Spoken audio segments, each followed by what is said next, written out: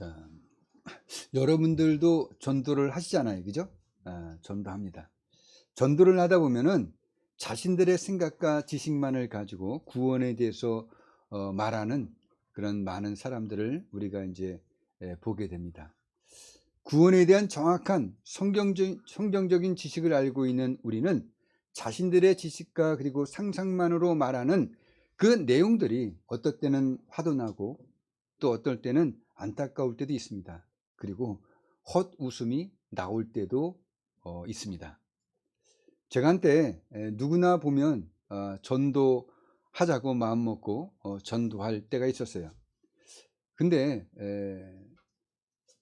어느 날 호떡이 먹고 싶은 거예요. 호떡 좋아하시죠? 저도 좋아합니다. 우리 한국 사람은 겨울이 되면 호떡이나 붕어빵은 한 번 이상씩 꼭 먹어봅니다. 그래서 교회 근처 호떡을 팔고 있는 호떡집에 가서 호떡을 이제 주문하고 먹으면서 보니까 춥고 시간이 늦어서 그런지 먹으러 오시는 분들이 없는 겁니다. 그래서 사장님하고 이런 이야기 저런 이야기를 할 기회가 생겼어요. 비좁고 어두운 골목에서 장사를 하시는데 장소를 봐도 사람들이 많이 다니는 곳이 아니에요. 이분이 장사하는 곳이 사람들이 많이 다니거나 알 수 있는 장소가 아니라서 그런지 호떡 장사가 잘 안 된다고 이렇게 말씀하는 겁니다. 그래서 좀 큰 도로로 나가서 장사를 한번 해볼까 이런 생각 중이라고 해요. 그래서 저는 귀이다 싶어서 사장님 예수 믿고 복 받으신 분들 많습니다. 예수 믿으세요.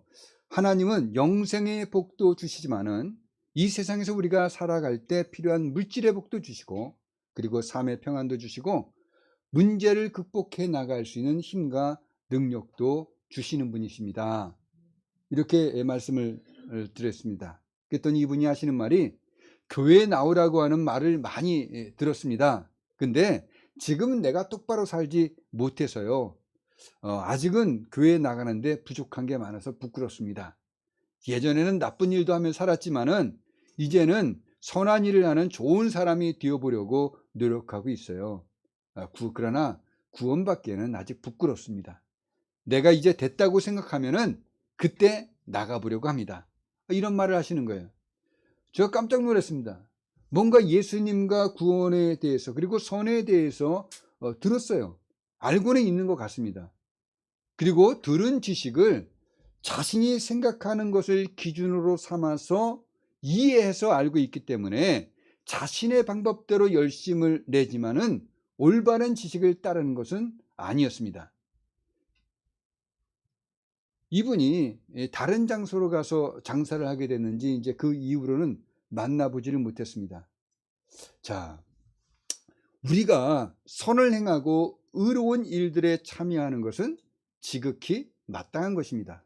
그러나 이분처럼 자신이 어떤 특질 나다고 생각하는 행위를 통해서 하나님 앞에서 부끄럽지 않고 구원을 받을 수 있다고 생각하거나 그런 지식을 믿고 있는 것은 우리가 이미 살펴본 바와 같이 하나님께서 의롭다고 정하시고 하나님께서 정하신 구원의 방법과는 전혀 다른 것입니다. 이분은 자기 스스로 어떻게 해서든지 의로운 행위와 선을 통해서 의를 얻어보고자 노력하고 있었습니다.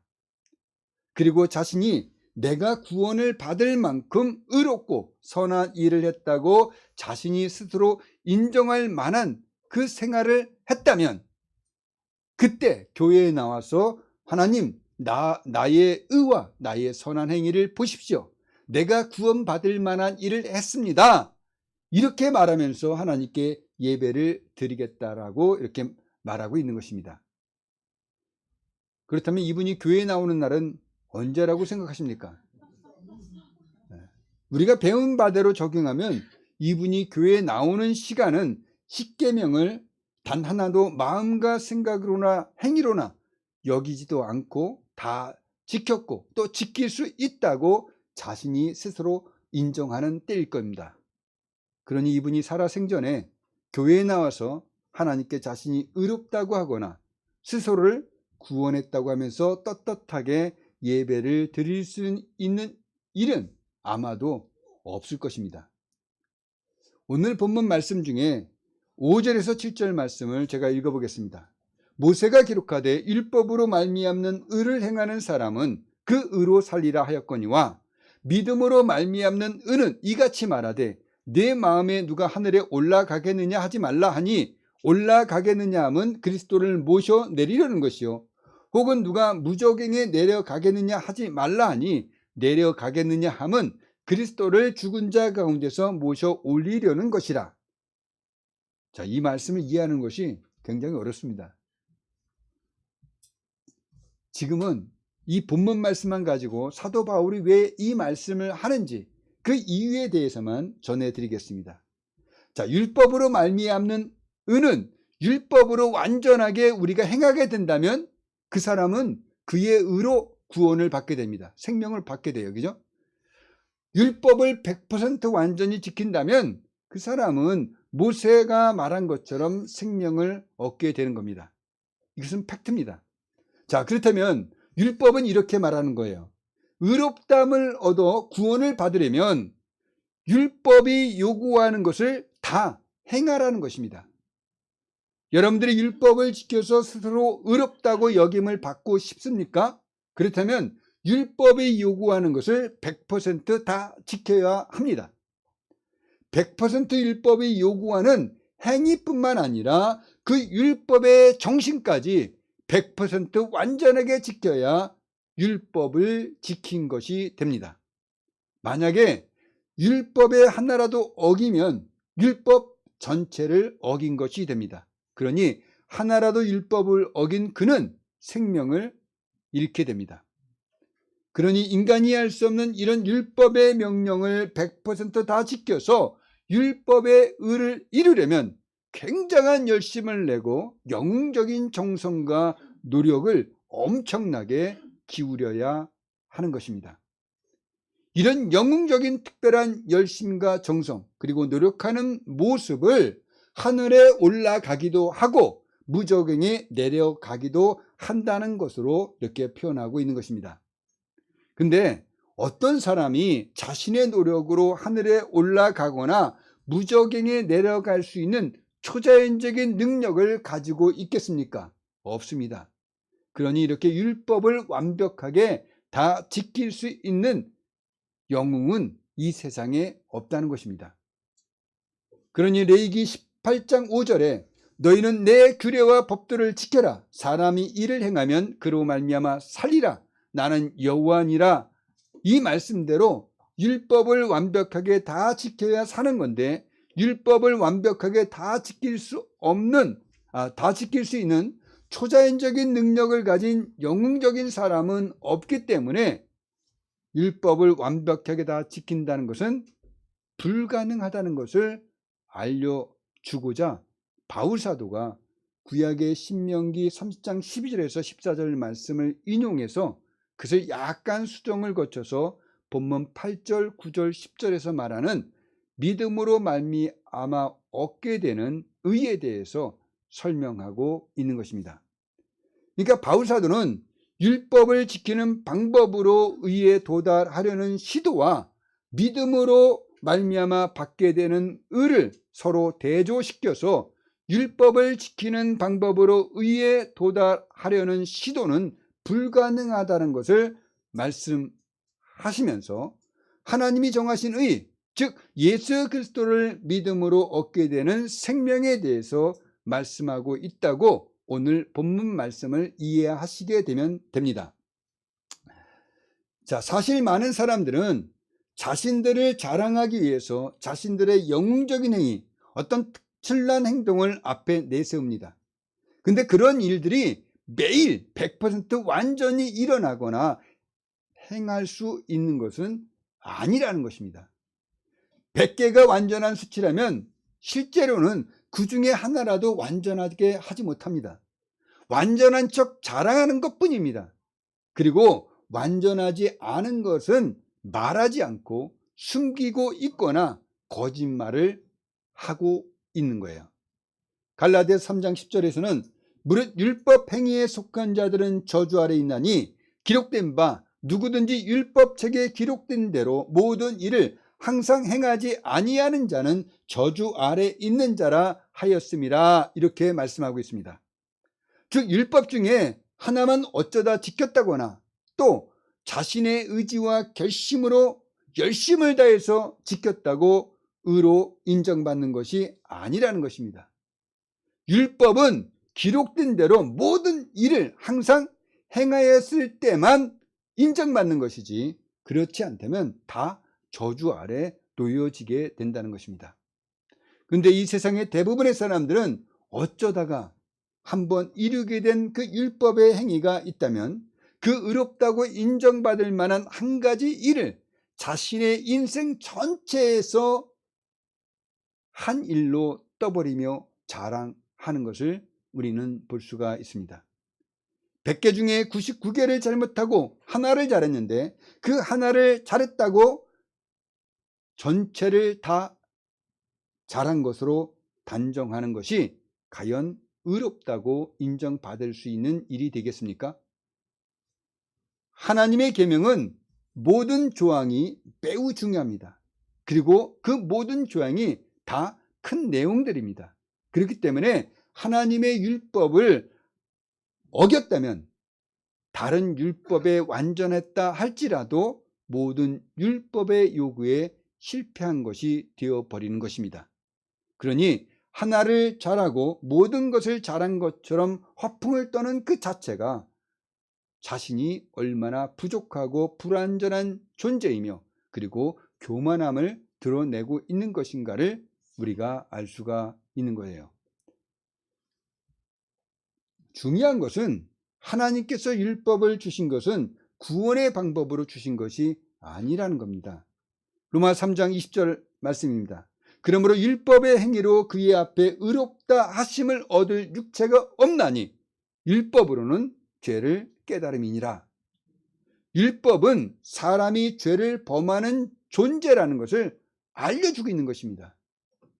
또 율법을 범한 사람에게는 형벌이 있음을 확증시켜 주는 역할을 하고 있는 거예요.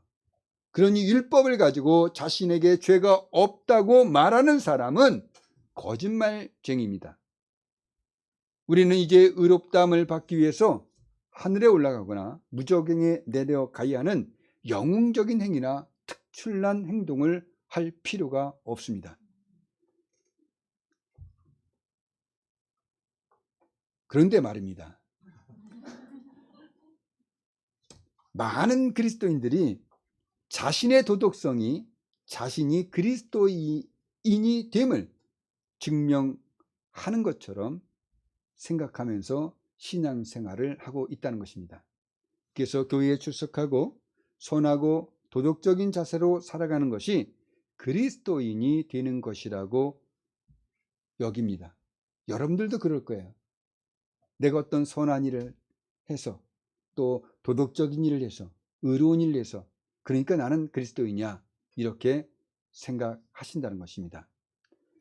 그래서 세상에서 비난하는 어떤 불량한 사람들이거나 어떤 실수나 또는 스캔들을 일으켰기 때문에 방송에 나오는 그런 사람과는 내가 다르게 살아가기 때문에 자신들이 그리스도인이라고 생각하고 그렇게 믿고 있는 것을 보게 됩니다. 또 교회에 나오지 않는 그런 외부인도 우리 그리스도인이 어떤 말을 하거나 어떤 행위를 할 때 어떻습니까? 네가 그렇게 하는데 네가 그리스도인이야? 이렇게 말하는 것을 우리는 볼 수가 있습니다. 도덕적인 행위는 그리스도인이든 그리스도인이 아니든 모든 인류가 지켜야 할 규범이지 그리스도인이라고 지켜야 하는 것은 아닙니다. 그런데도 이렇게 자신들의 도덕성으로 스스로 그리스도인이 될 수 있다고 생각한다는 것입니다. 이들은 아주 교활한 것입니다. 교활한 존재들입니다. 그래서 교활하게 예수 그리스도가 자신의 의가 된다는 것을 기뻐하며 하나님이 정하신 의를 의지하는 것이 아니라 은근히 자신의 의를 자랑하고 있다는 것입니다. 이런 사람들이 유대인들과 다른 점이 무엇이 있겠습니까? 구원은 우리의 영웅적인 행위나 특출난 행동으로 얻어지는 것이 아니라 주 예수 그리스도께서 우리의 죄의 문제를 해결하기 위해서 십자가에서 죽으셨고 그리고 3일 만에 부활하셔서 우리의 구원을 이루어 주신 것을 성령의 역사를 통해 믿어지기 때문에 이루어진 것입니다. 그러니 영웅적인 행위나 특출한 행동으로 구원을 받았다고 생각하는 사람들은 유대인들처럼 복음을 오해하고 올바른 지식을 따르는 것이 아니라는 것입니다. 이런 사람들은 하나님의 의를 모르고 자기 의를 세우려고 힘써 하나님의 의에 복종하지 않는 자기 열심으로 종교 생활을 하고 있는 것입니다. 또 진리를 발견하려고 많은 책을 읽으면서 구원에 대하여 탐구하며 노력할 필요가 전혀 없습니다. 왜냐하면 계시가 이미 주어졌기 때문입니다. 그럼에도 불구하고 개인의 어떤 특별한 영적 체험이나 신비한 계시를 다 중요하게 여기는 신비주의자들은 구원을 얻기 위해서 금식해야 된다, 정기적인 기도를 해야 된다, 그리고 자신을 날마다 부인하며 자신을 죽이고 이런 고행을 통해서 또는 어떤 내면적인 행동이나 경험을 통해 하나님을 아는 지식에 온전하게 이르도록 탐구하거나 노력함으로써 자신을 구원해야 한다고 가르친다는 것입니다. 우리는 불가능한 노력과 열심을 통해서 구원을 받을 수 있는 것이 아닙니다. 또 우리가 총명해서 어떤 이해력이 풍부하기 때문에 연구나 탐구를 통해 구원을 받는 것도 아닙니다. 구원은 많이 배운 사람이거나 많이 배우지 못한 사람일지라도 또 비천한 자나 존귀한 자나 능력이 많은 사람이나 능력이 작은 사람이나 지혜가 있는 사람이나 없는 사람이나 누구라도 말씀을 단순히 믿음으로써만 구원을 받게 된다는 것입니다. 구원은 행위나 공로가 아닌 예수 그리스도의 공로를 믿는 모든 사람들에게 차별 없이 평등하게 주어지는 하나님의 은혜입니다. 그리스도는 모든 믿는 자에게 의를 이루기 위해서 율법의 마침이 되셨다고 했습니다. 예수님은 우리가 지키지 못하는 율법을 우리 대신 완벽하게 지키시기 위해서 여자에게서 육신으로 태어나셔서 이 세상에 오셨습니다. 그래서 율법 아래에서 우리가 지키지 못해서 우리가 받아야 할 율법의 형벌을 받아 십자가에서 우리 죄를 짊어지고 죽어 가셨습니다. 십자가에서 우리의 죄책에 대한 형벌을 다 지불하신 것입니다. 그리고 죽은 자 가운데서 3일 만에 부활하심으로 죄책에 대한 형벌을 완전하게 지불했다는 것을 입증하셨습니다. 예수께서 율법의 요구를 충족시키시고 율법을 완성시켜 주셨기 때문에 예수님의 공로를 믿는 우리가 의롭다고 인정받게 된 것입니다. 이제 우리는 율법을 지키지 못했기 때문에 하나님의 공의를 만족시키지 못한 사람들이 짊어져야 하는 죄책과 형벌은 없어지고 우리는 이 모든 것에서 자유하게 된 것입니다. 이제는 정죄를 받지 않게 된 것입니다. 예수님께서 우리의 의와 구원을 위해 다 이루어 주셨기 때문입니다. 이제 우리는 그리스도를 모셔 내리려고 하늘에 올라갈 필요가 없습니다. 또 그를 모셔 올리려고 무저갱에 내려갈 필요도 없습니다.